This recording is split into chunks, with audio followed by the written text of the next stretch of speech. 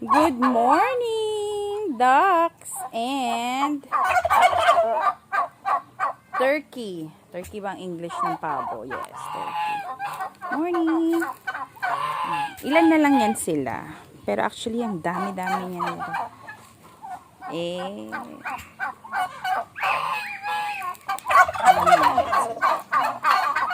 Pero marami yan sila. Masarap lang talagang pato. Pagpasensyahan nyo na. Yan lang. Maliit lang naman yung aming kulungan. Pero as you can see, ang lalaki nila, ang healthy, ang tataba, mana sa may-ari. Mga pet yan ni Misha. Mga ducks ni Misha. Ang mga pangalan yan, si Amalia, si Emily, si Elena, si Kiko, si Sharon, si Nora. Ayan. Nakalimutan ko na yung ibang mga pangalan.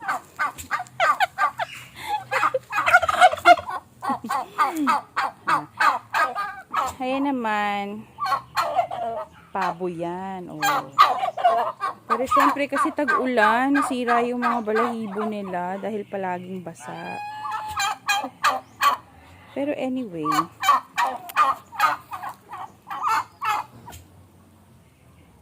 healthy sila mga itlog.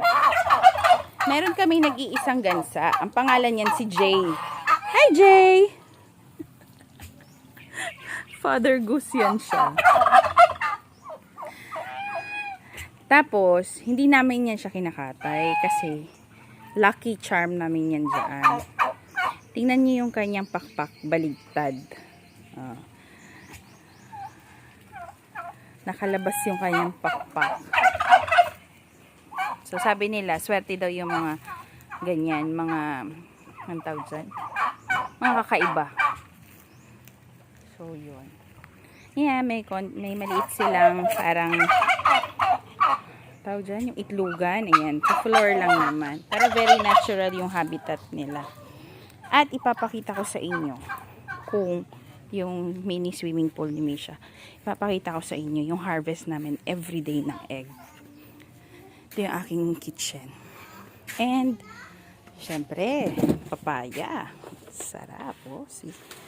Ay! Tumalon. Nakman ko. Oh, harvest ng papaya. Solo na papaya yan. Matamis yan. Pag nahinog, ang tamis-tamis, ang sarap-sarap.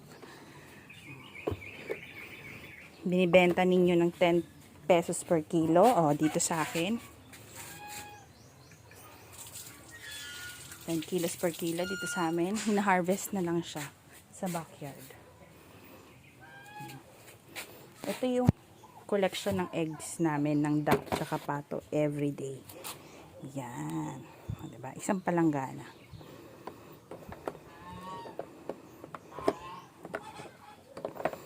Ganyan siya karami.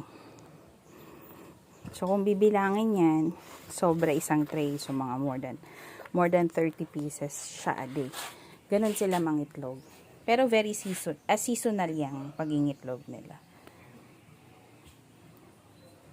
Ang ginagawa ko naman, since hindi mo naman ito ma-consume everyday, hindi mo maubos, kasi ganyan ang collection mo everyday, ginagawa ko, ito mga kapatid, sinusalted egg ko siya.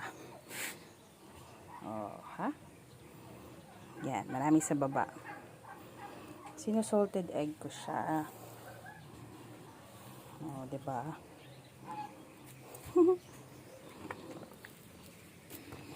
Yan. Thank you sa mga itlog nila. Pero, yung salted egg namin, for personal consumption. Siyempre, marami akong kapatid, marami akong mahal sa buhay. So, lahat kami nakikinabang sa itlog ng aming mga pato at pabo. For me, personally, gusto ko yung itlog ng pabo as salted egg. Kasi mas malinamnam siya. Tsaka maganda yung kulay niya. Orange.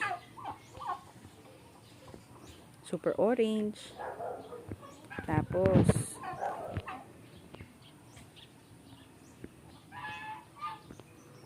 creamy. Yung iba naman, masarap daw ang pato. Kasi creamy din naman siya. Tsaka hindi siya masyadong maalat. Diba? So yun, just want to share